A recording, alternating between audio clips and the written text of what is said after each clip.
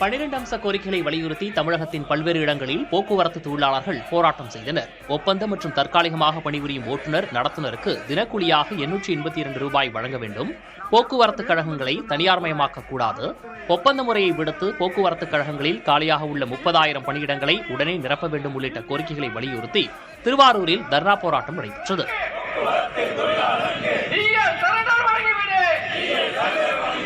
புதுக்கோட்டையில் அரசு போக்குவரத்து கழக அலுவலகம் முன்பு ஆர்ப்பாட்டம் நடைபெற்றது.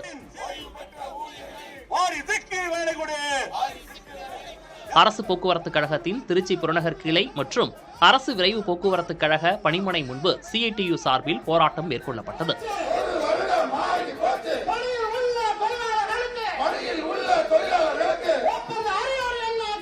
நெல்லை வண்ணாரப்பேட்டையில் நடைபெற்ற ஆர்ப்பாட்டத்தில் தொழிலாளர்கள் பலர் பங்கேற்றனர்.